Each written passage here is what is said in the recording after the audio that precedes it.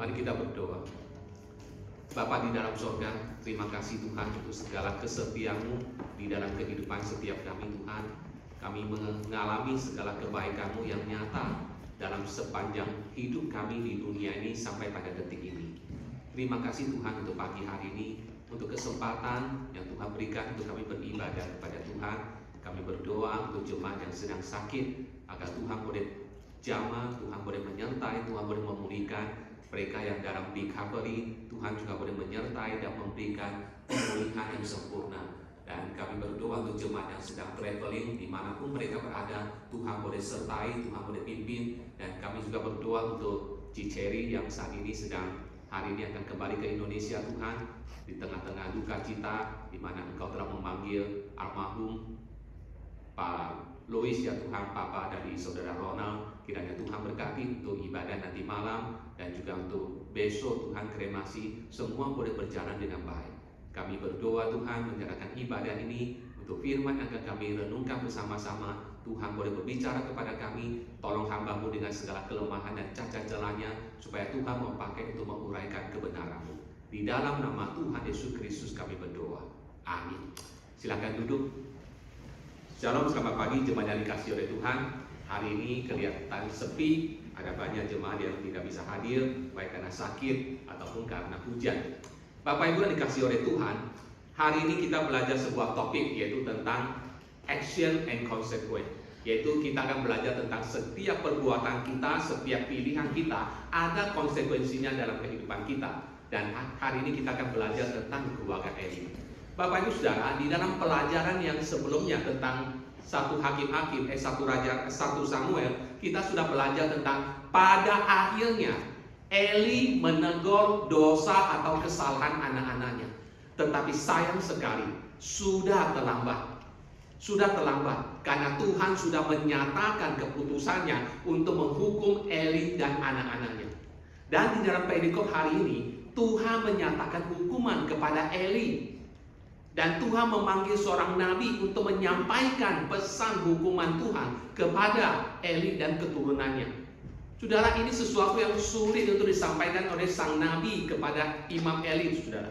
Tetapi itu kebenaran. Sekalipun kebenaran itu sesuatu yang pahit, tetapi harus disampaikan karena itu adalah pesan Tuhan, karena itu adalah keputusan dan itu adalah firman Tuhan.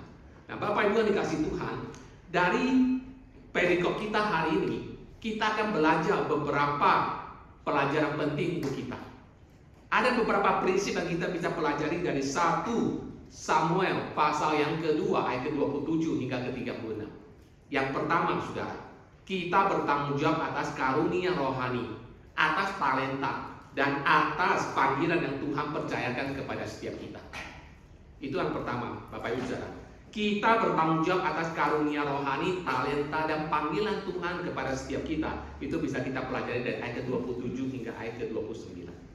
Kepada setiap kita tanpa kecuali, Tuhan memberikan talenta, Tuhan memberikan kita karunia, Tuhan memberikan kita panggilan-panggilan tertentu untuk kita genapi sepanjang hidup kita di dunia ini. Jadi siapapun kita punya tugas dalam hidup ini. Keberadaan kita di dunia ini bukan karena kebetulan. Kita ada, dilahirkan ke dunia ini, diciptakan oleh Tuhan, ditempatkan Tuhan di dunia ini dalam usia tertentu, dalam batas waktu tertentu, dengan misi, dengan tugas, dengan talenta yang Tuhan percayakan kepada setiap kita. Nah, mari kita melihat yang pertama, saudara, hak istimewa dari Imam Eli dan keturunannya. Ayat 27 hingga 28 saya bacakan. Seorang abdi Allah datang kepada Eli dan berkata kepadanya, "Beginilah firman Tuhan. Bukankah dengan nyata aku menyatakan diriku kepada nenek moyangmu ketika mereka masih di Mesir dan takut kepada keturunan Firaun?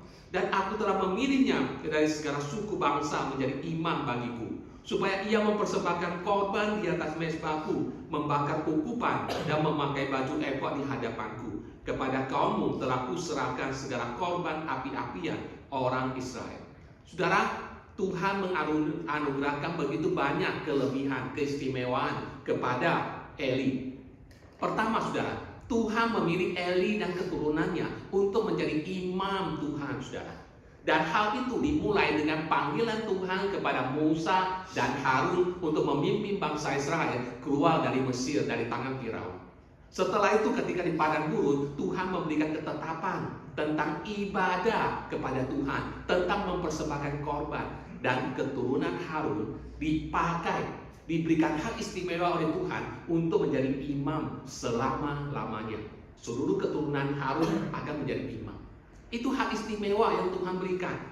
Mereka diberikan hak istimewa, saudara, untuk bisa masuk ke ruang ke mezbah Tuhan, mempersembahkan korban. Setahun sekali mereka boleh masuk ke ruang Maha Kudus, di mana tabut perjanjian ada. Tidak seorang pun diizinkan masuk kecuali imam besar setahun sekali masuk mempersembahkan korban. Mereka juga boleh memakai baju efod, lambang kekudusan, lambang kehadiran Tuhan. Imam Eli dan keturunannya boleh memakai baju efod. Dan bukan hanya itu saja Bapak Ibu Saudara, Tuhan juga memberikan mereka keistimewaan. Mereka boleh mendapatkan daging persembahan. Mereka boleh mendapatkan bagian dari korban persembahan. Dan Tuhan memberikan ketetapan untuk itu, saudara. Dan itu adalah hal yang pertama, privilege, hak istimewa yang Tuhan berikan kepada Imam Eli dan keturunan-keturunannya, saudara. Selain itu Bapak Ibu Saudara, di dalam bagian ayat ke-29 kita melihat Nabi itu menyatakan tentang dosa Imam Eli kepadanya.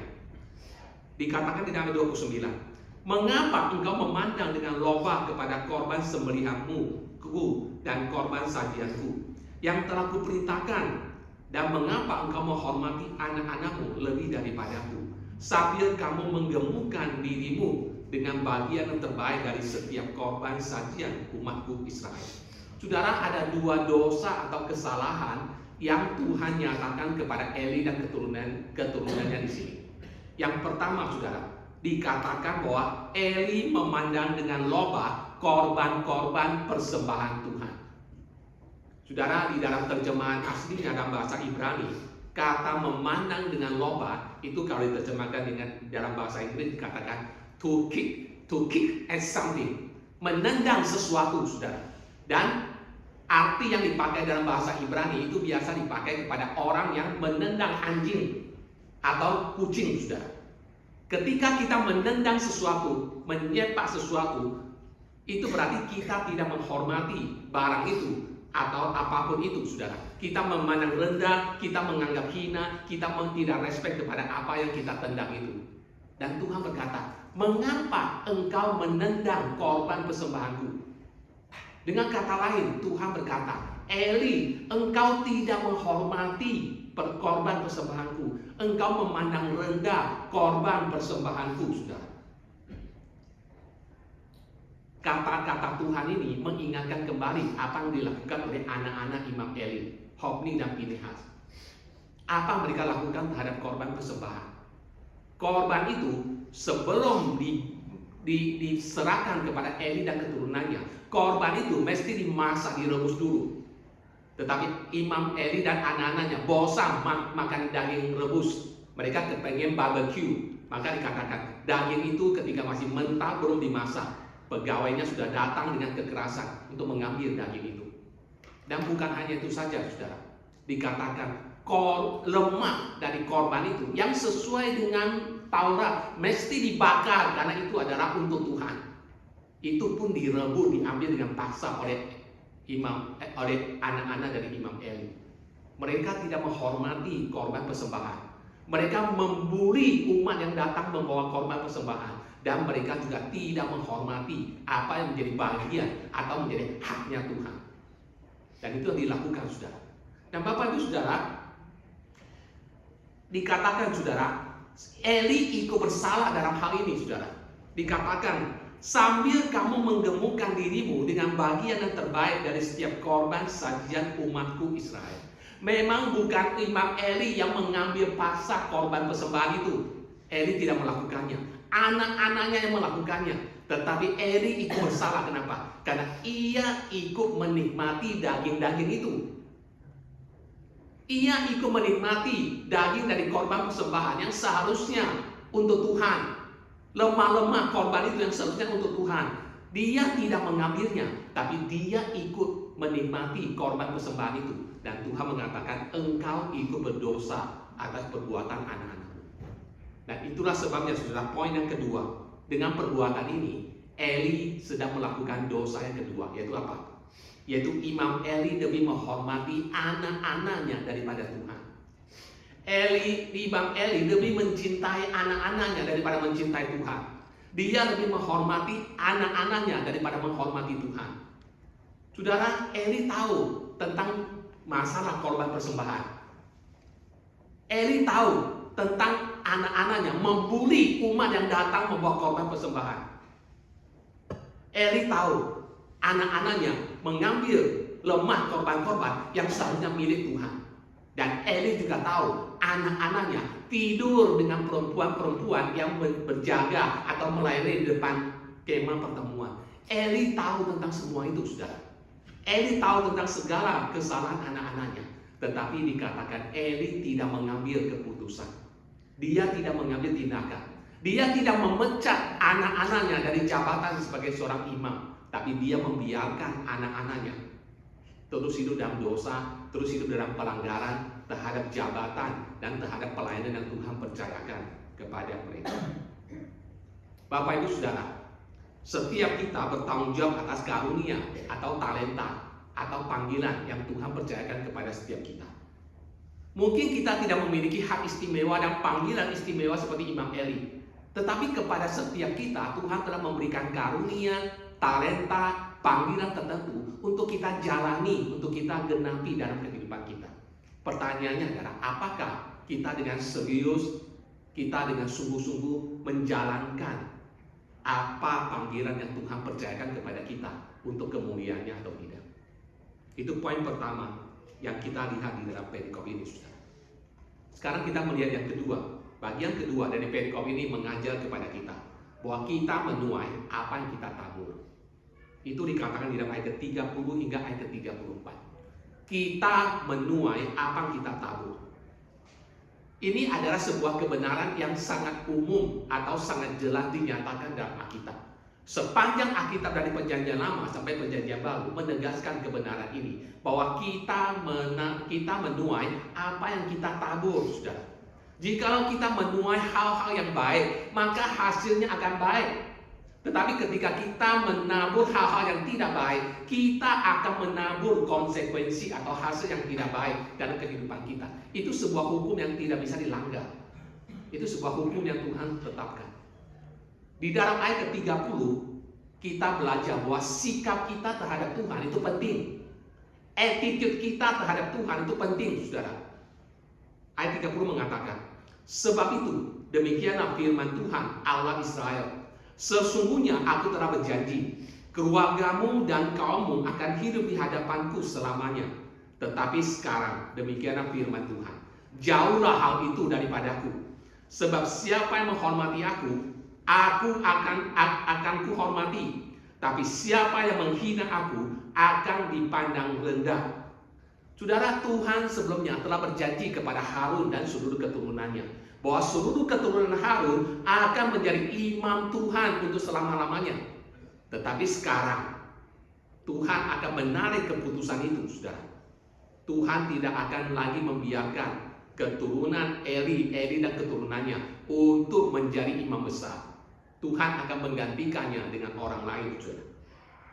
Mengapa, saudara? Karena Tuhan berkata, siapa yang menghormati aku akan kuhormati. Tetapi siapa yang menghina aku akan dipandang rendah. Kenapa Tuhan akan mengambil panggilan itu dari Eli dan anak-anaknya? Karena mereka tidak menghormati Tuhan. Karena mereka main-main dengan Tuhan. Karena mereka main-main dengan pelayanan yang Tuhan percayakan kepada mereka.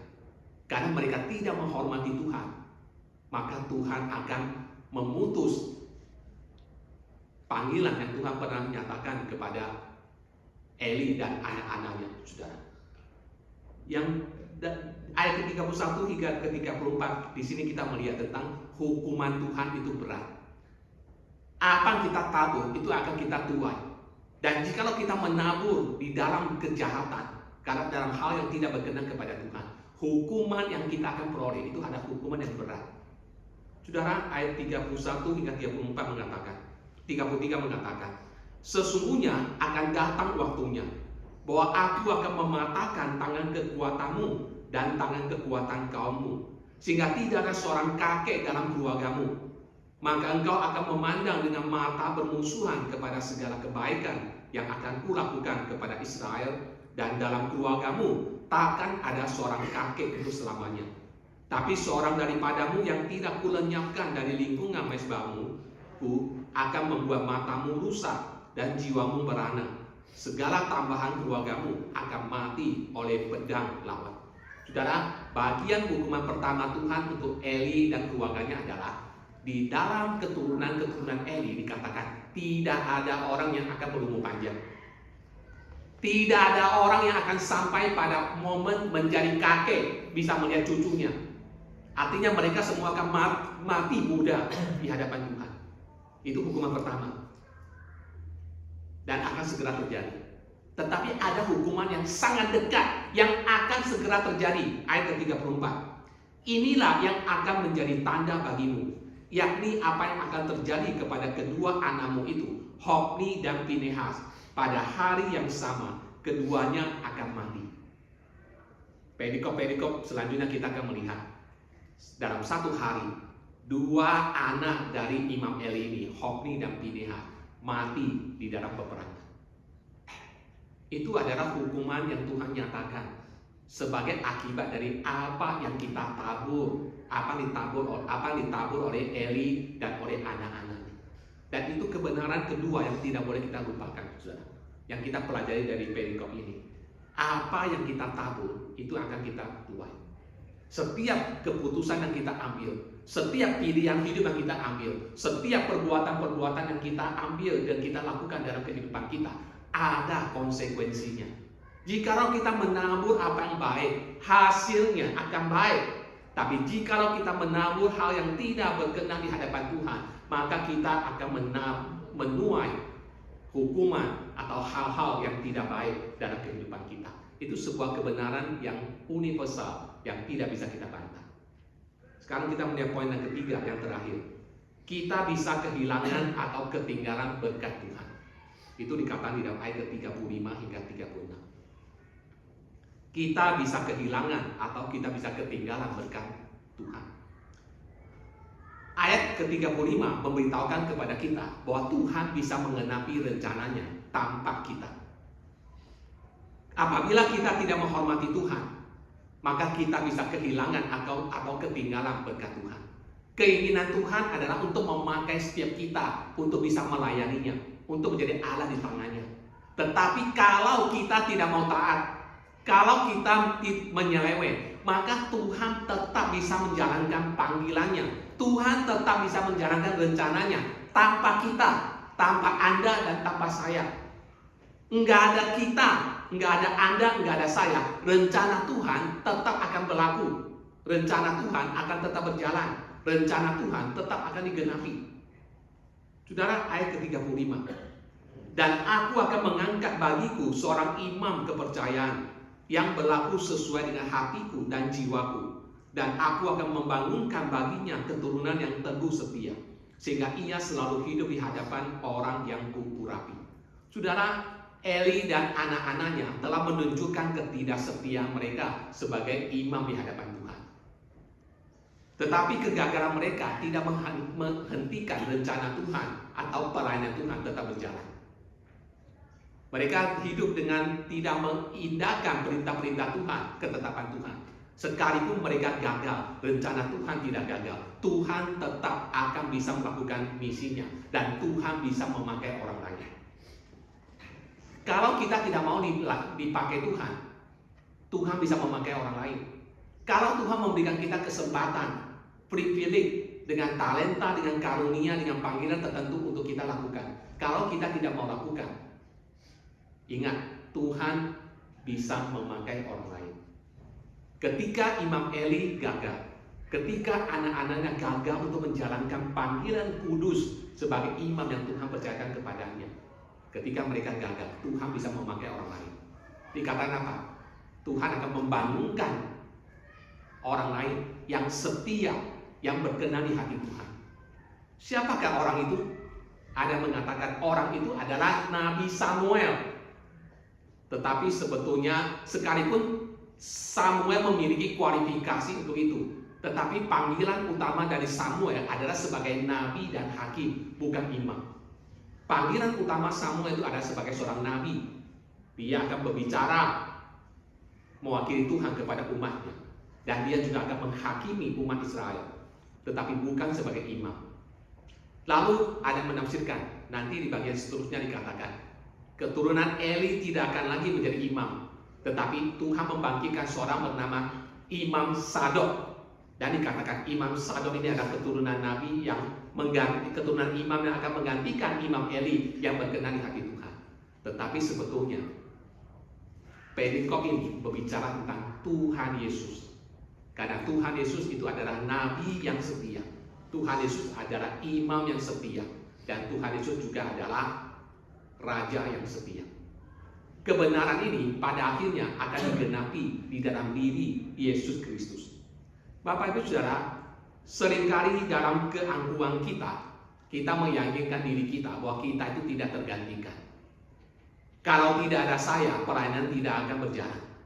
Kalau tidak ada saya, pelayanan akan pincang, Saudara. Siapapun kita, mau pendeta, mau elder, mau aktivis, mau siapapun. Kadang-kadang di dalam keangkuhan kita merasa kita itu tidak tergantikan.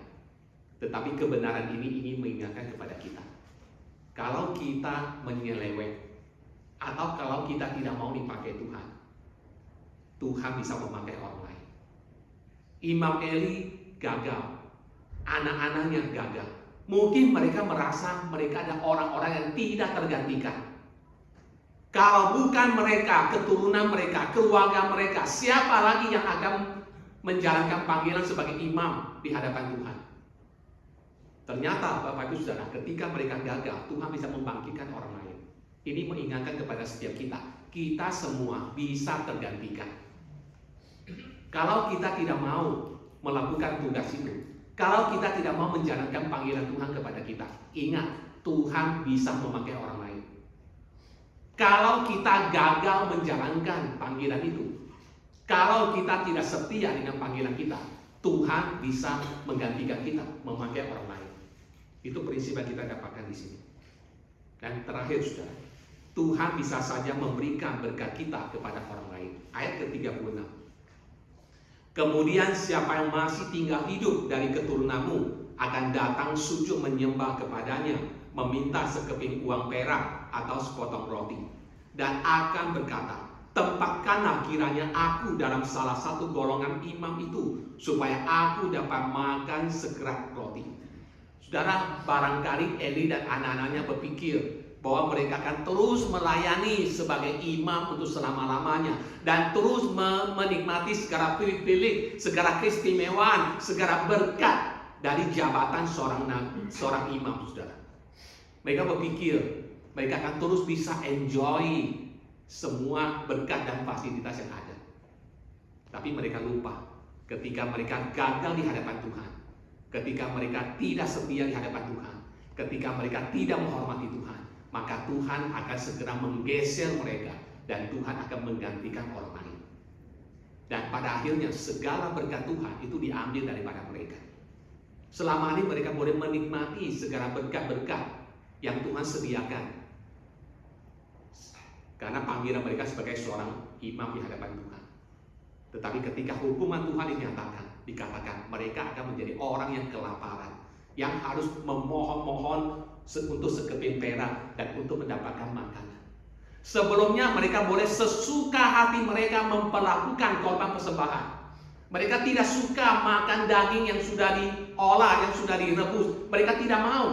Mereka ingin daging yang mentah. Pada esensi dari korban persembahan adalah korban itu dibawa ke hadapan Tuhan, darahnya dicurahkan, dan dagingnya, khususnya lemaknya itu mesti dibakar. Karena itu ada korban untuk penebus dosa di hadapan Tuhan. Sangat penting, sangat utama, dan sangat suci. Enggak boleh dipermainkan. Tapi mereka mempermainkan korban itu. Mereka datang mengambil korban, daging korban itu sesuka hati mereka. Dan hari-hari mereka pesta pora dengan segala berkat dan fasilitas yang ada di hadapan mereka. Tetapi ketika Tuhan menyatakan hukumannya, mereka akan menjadi pengemis. Dikatakan mereka harus mengemis. Bahkan kalau boleh mereka mengatakan, biar kami menjadi bagian dari imam-imam, sekalipun cuma hanya untuk nyapu saja, untuk mengelak aja, nggak apa-apa, asalkan kami dikatakan bisa makan sekerat roti. Saudara, begitu kontras kehidupan mereka sebelumnya dengan setelah Tuhan akan menyatakan hukumannya, saudara. Dari yang menikmati segala fasilitas kemewahan, tiba-tiba mereka harus mengemis untuk mendapatkan sekerat atau secuil roti untuk menahan rasa laparnya. Bapak Ibu yang dikasihi oleh Tuhan, apabila kita tidak menghormati Tuhan dan tidak setia dalam segala sesuatu yang telah Tuhan percayakan kepada kita, kapan saja Tuhan bisa mengambil hak itu, panggilan itu, privilege itu dari kita dan menggantikannya dan memberikannya kepada orang lain. Kalau kita tidak setia dengan hidup kita, kalau kita tidak setia dengan apa yang Tuhan percayakan kepada kita, kalau kita tidak setia mengelola berkat yang telah Tuhan percayakan kepada kita, ingat, Tuhan bisa mengambil berkat itu dari kita dan memberikannya kepada orang lain yang lebih menghargai, yang lebih menghormati Tuhan dan pemberiannya. Bapak Ibu Saudara, perikop ini adalah sebuah perikop yang keras, yang intinya tentang hukuman Tuhan atas setiap perbuatan kita. Alkitab mengatakan Tuhan kita adalah Tuhan yang adil, Tuhan yang suci, Tuhan yang akan menghukum segala motivasi, segala perbuatan-perbuatan, segala hal yang kita lakukan dan tidak berkenan kepadanya. Tetapi Bapak Ibu Saudara, jangan lupa, Alkitab juga mengatakan Tuhan kita adalah Tuhan yang penuh dengan kasih dan Tuhan yang telah menyatakan pengampunan dalam kehidupan kita. Dan bukti dari kasih dan pengampunan Tuhan itu dinyatakan dalam diri Yesus Kristus yang telah datang dan mati untuk mengampuni dosa-dosa kita. Setiap kita penuh dengan kelemahan. Apa dikatakan di dalam bagian Alkitab ini? Bukan berarti kita dituntut, bukan berarti kita akan menjalani kehidupan yang suci, sempurna di hadapan Tuhan. Tidak. Kita semua ada pribadi yang penuh dengan cacat, celah, dosa, dan kelemahan. Tetapi yang Tuhan mau adalah di saat kita menyadari kita melakukan dosa yang tidak berkenan kepada Tuhan, adakah dengan rendah hati kita datang kepada Tuhan, kita mohon ampun, kita mohon Tuhan memberikan kita kekuatan, kita berdoa minta Tuhan menjauhkan kita dari segala pencobaan, dan adakah di dalam diri kita sebuah komitmen dan kerinduan untuk terus mau hidup berkenan kepada Tuhan sekalipun kita masih jatuh bangun. Tuhan telah menyatakan anugerahnya di dalam Yesus Kristus, dan kekuatan sudah disediakan di dalam Yesus Kristus untuk kita. Apakah kita sudah hidup di dalam Tuhan, di dalam keselamatannya, di dalam kasih karunia-Nya dan kekuatannya yang telah Tuhan sediakan untuk setiap kita? Tuhan memberkati firman-Nya. Mari kita masuk di dalam doa, sekaligus kita mempersiapkan hati kita untuk kita masuk di dalam perjamuan kudus. Bapa kami di dalam sorga, terima kasih Tuhan untuk bagian Alkitab pagi hari ini yang boleh kami pelajari dari 1 Samuel pasal kedua. Sebuah perikop yang keras, sebuah perikop yang sangat mengerikan, sebuah perikop yang menjadi peringatan Tuhan kepada setiap kami, ya Tuhan. Kami berdoa mohon belas kasih-Mu Tuhan, karena kami juga tidak lebih baik dari Imam Eli dan anak-anaknya.